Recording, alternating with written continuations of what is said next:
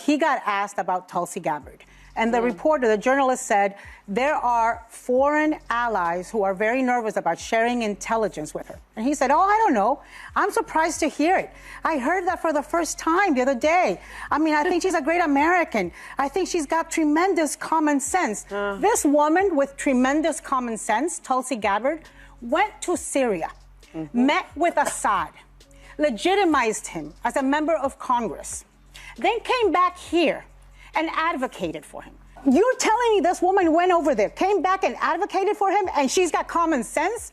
Our foreign allies are right to be nervous about sharing intelligence with her. Well, she's a weird one because she has so many characteristics that you would think that everyone who's a progressive would want as a president. She is a veteran who twice served overseas, twice deployed. She's been a veteran for a long time congresswoman. She's from Hawaii. She's Hawaiian. You would say she's a woman of color. They say she's a woman of color. She's a very articulate, rock-solid woman, and they've tried to find a bunch of dirt on her, and they can't. They don't know what to do. What happens when you mix Joe Rogan, The View, and a $50 million lawsuit? A full-blown roast with a side of legal drama. Tulsi Gabbard just went all in and hit The View with a lawsuit so massive, even Whoopi Goldberg might have felt the shockwave. And now Rogan's got front row seats with a flamethrower of sarcasm. And trust us, he's not holding back. Grab your popcorn, because this isn't just a lawsuit, it's a roast battle with real consequences. And we'll get to that. I want to start with something that I think is also important about facts. Because recently on your show here... I was just going to get to that. Good. Helping you out. You want me to ask you the question? No, look, some of you have accused me of being a traitor to my country, a Russian asset, a Trojan horse, or a useful idiot, I think was the term that you used. Which basically means that I'm naive or lack intelligence to know what's going on. They use that. It finally happened. Someone actually took The View seriously enough to sue them. And not just any lawsuit.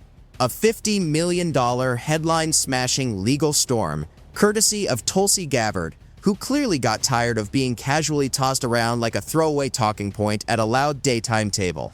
If you've been wondering how long it would take for someone to answer back with a subpoena instead of a strongly worded tweet, wonder no more. Yeah, did you watch the episode when Tulsi Gabbard got on to defend herself and Joy Behar starts panicking and going over her notes while Tulsi is refuting everything that she said? Yeah, I mean, Joy Behar, like, again, these people have dementia.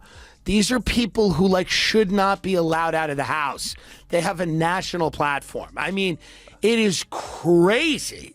They have no idea. These people have never read, like, a book. And there's versions of it. Of course, it didn't take long for Joe Rogan to jump onto this blazing mess of televised chaos and make himself right at home. And comfortable he was, laughing his way through it like someone watching a house of cards collapse after warning everyone the wind was coming. Rogan, with all the subtlety of a sledgehammer wrapped in podcast merchandise, confronted The View hosts directly, treating them as a collection of media misfires. Because she is a strong woman. She is a person who served overseas twice. I want to let your viewers know exactly who I am. All right. Set the record straight. I am a patriot. I love our country. I am a strong and intelligent woman of color, and I have dedicated almost my entire adult life to protecting the safety, security, and the freedom of all Americans in this country. It was the attacks on 9/11. Well, I guess we're getting a little bit far ahead of ourselves, but Franklin Graham finds you refreshing. He doesn't find me refreshing. But let's back up a bit. The View, that glorified group chat in a studio, has built a whole routine out of tossing out half-baked takes before the coffee even kicks in. At some point, they concluded that Tulsi Gabbard posed a threat to democracy, decency, and even brunch. While they were busy turning questionable claims into segment filler between recipes and celebrity gossip, Gabbard was quietly homing her legal skills. Richard Spencer, the white nationalist leader, says he could vote for you. Joy, this is why you're on Tucker Carlson at least 10 times. Why don't you go on Chris Wallace's show? This is why I'm here, because you and other people continue to spread these innuendos that have nothing to do with who I am. Well, Hillary Clinton started it, and then you shot back at her, boy. You called her the queen of warmongers. You doubled down, unfortunately, you doubled down on the baseless accusations that she made that strikes at the core of who I am. I'm a soldier. Because of the attacks on 9/11, I enlisted in the military to go after and defeat and destroy the evil that visited us on that day. I've served now for over 16 years, deployed twice to the Middle East during the height of the war, where every single day I saw firsthand the terribly high human cost. That's why I ran for Congress. She didn't storm the set. She didn't fire off a TikTok rant. Tulsi Gabbard filed a lawsuit like an adult, a costly adult. The kind with receipts, legal counsel, and enough composure to turn passive-aggressive shade into court-admissible evidence. While the hosts were still perfecting eye rolls and talking over each other mid-cliche, Gabbard was lawyering up. And Joe Rogan? He saw the lawsuit and practically popped open a bottle of metaphorical champagne. For years, the man has been challenging mainstream media narratives, and The View is at the top of his list for such critiques.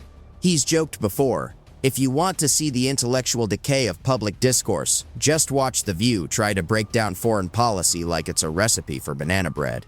When Rogan caught wind of the $50 million lawsuit, he could barely keep it together, like he needed a seatbelt just to stay in his chair. Finally, someone had the audacity, the receipts, and the legal firepower to challenge a show that often treats volume like victory.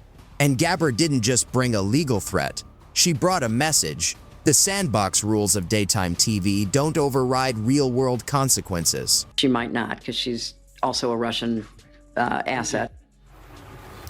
So really? I mean, this is outrageous. This is outrageous and offensive on so many levels. I've served as a member of Congress now for almost 7 years, receiving high-level national security and intelligence briefings, serving on the Foreign Affairs Committee, the Armed Services Committee, the Homeland Security Committee, working to ensure the safety and security of the people of this country.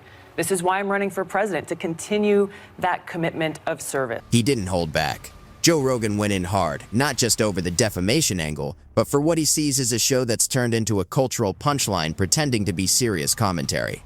He compared their style of debate to a Thanksgiving family argument, just with less fact-checking and more commercial breaks. Rogan even broke down how The View operates. Take a current event, mix in a dose of confusion, layer on personal bias, and serve it up lukewarm to a half-awake audience. It wasn't just criticism, it was a full teardown. He criticized the host for relying on recycled talking points and buzzwords, arguing that the show has transformed into a platform where bold claims are disguised as moral outrage, as if applause and dramatic pauses constitute solid sourcing. He also took aim at how each host presents themselves like a voice of authority, when in reality it often feels like a rotation of surface-level takes and recycled social media arguments. And to be fair, Tulsi Gabbard isn't exactly an easy target. A former congresswoman and military veteran, she spent years around real policy, far more than what critics say shows up in casual TV debates. Walking away from the traditional party line only made her a bigger target, especially in a media environment that doesn't always welcome dissenting views. I saw you on The View. Yeah. Yeah, so that's been overwhelming my past couple days. So I just went in there, did my thing. I had no idea what to expect. I didn't know who Sunny Hostin was. I actually still really don't know. So I wasn't expecting necessarily for her to kind of try to ambush me in that way and attack my character in that way. Well, it is the show that people love to hate. Yes, that's true. That's true. They get so much hate watching viral clips of them saying ridiculous things. I mean, Yeah. it is a rabies-infested hen house. What The View did went beyond a negative take. It came off like a reputational hit dressed up as concern. Tulsi Gabbard's lawsuit basically says, go ahead, now make that case in front of the judge. She didn't counter with a press tour or vague posts. She took it straight to court. And that's when Joe Rogan shifted from amused observer to full-on hype man. He backed the lawsuit like it was long overdue. For Rogan, this wasn't just about Gabbard, it was about pushing back on a media machine he believes runs on spin, surface-level takes, and opinion presented as fact. He praised her for doing what most people only vent about in private, actually taking action. Then he reiterated his point, highlighting how the hosts frequently position themselves as ultimate authorities on complex subjects, despite their analysis often being limited to trending headlines. He didn't just laugh at their takes, he questioned the whole system behind them. In his view, The View feels less like a talk show and more like a stage where volume can outweigh substance. And Gabbard? She played it strategically. No theatrics, just legal filings. No emotional speeches, just documented claims. While the hosts leaned into outrage, they focused on building a case. That's what earned Rogan's respect. It wasn't just a comeback, it was a calculated move aimed straight at the culture of daytime TV commentary. The View has to be, if you average out the View hosts, among the dumbest people on television. And so it's like they say the thing that people are thinking, but they say it very directly, so they expose whatever truth. But I don't think some of them are dumb. You don't think so? No, I don't think Sunny Hostin's You think it's dumb. deliberate? I think she's ideologically driven, and they have blinders on, for sure. I don't think Sunny's dumb. But Whoopi is certainly not the brightest person. And what she just said just doesn't make any sense. It's just like so silly to say. Meanwhile, The View kept operating like it existed in a consequence-free bubble where careless remarks just flowed away. But here's the catch. They weren't just gossiping about celebrity outfits or making silly jokes about pop stars. They were making claims that could genuinely damage someone's career and reputation. Finally, someone challenged their claims. The lawsuit pulled back the curtain on how recklessly these platforms wield their influence. Enter Joe Rogan, the de facto champion of independent media skeptics, turning the spotlight on the whole system. He tore into how shows like The View package outrage as entertainment, fact-free speculation as bravery, and clapbacks as informed debate. He joked they might need a legal advisor alongside their wardrobe stylist, or maybe even a basic civics tutor. Because when your version of journalism is talking over co-hosts while mispronouncing foreign policy terms, it shouldn't be a surprise when someone takes you to court. Rogan didn't stop at the lawsuit. He went full comedic takedown of how these shows are even produced. A panel of hosts competing to see who can be the most outraged, armed with notes from someone who once Googled the news during lunch. He laughed at how the show pretends it's shaping national dialogue, when in reality, it struggles to cover a topic without getting tangled in buzzwords. The culture shift between right and left authoritarianism, and now people don't recognize that if you just stopped looking at it in terms of red and blue, look at the actions, whether it's war, suppression of free speech, pharmacological interventions that are mandatory, whatever it is, that used to all be associated with the authoritative right, the authoritarian right. And now those things are being embraced by the left.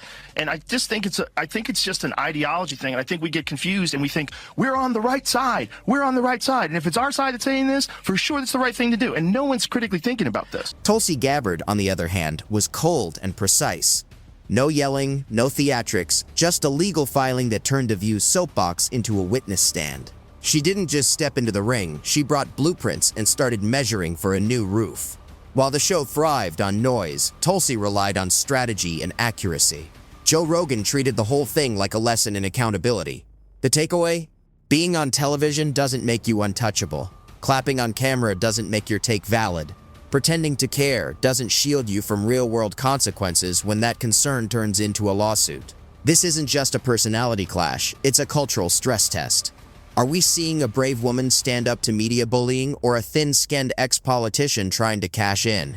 For Rogan, the answer is clear. It's the former. And he's far from alone. Millions of viewers, commenters, and probably one very enthusiastic subreddit cheered when the lawsuit dropped. What makes it even sweeter, The View didn't see it coming. They probably assumed their studio lights would protect them, but courtrooms aren't lit for daytime drama. They're lit for facts, evidence, and accountability.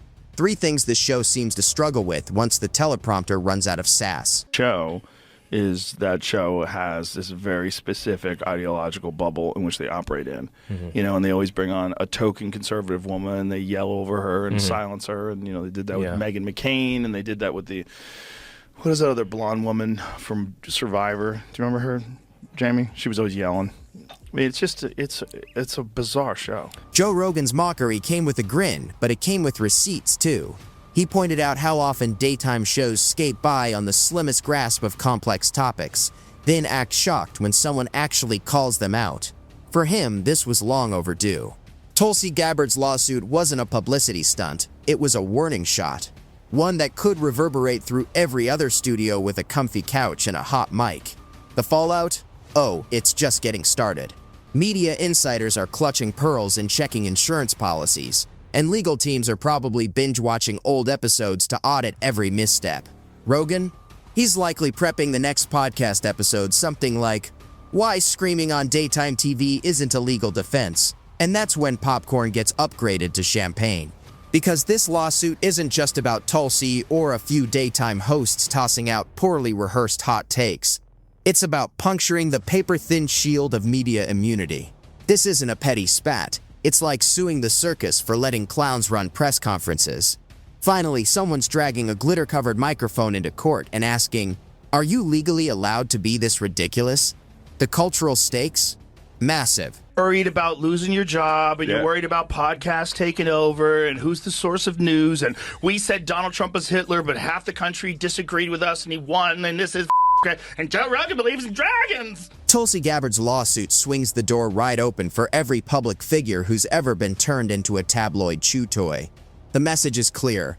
Go ahead, sling sloppy accusations on national TV.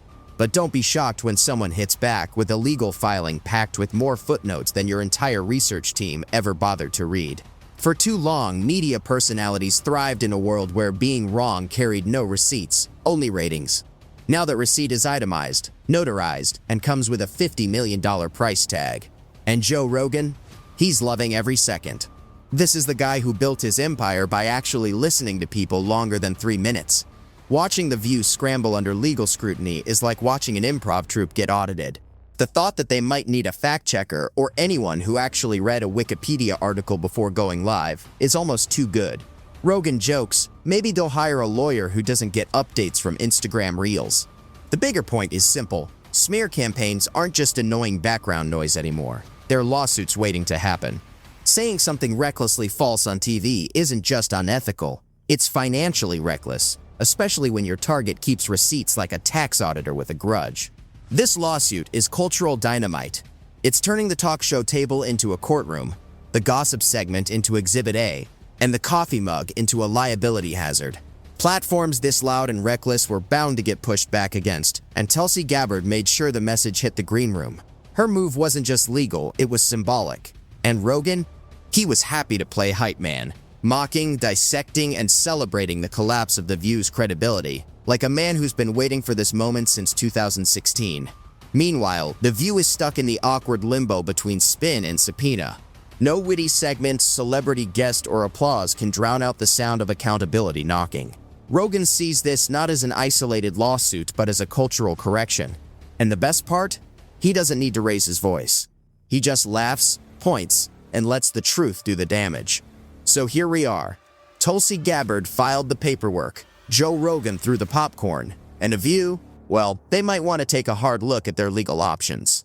The real daytime drama isn't on TV anymore. It's in the courtroom.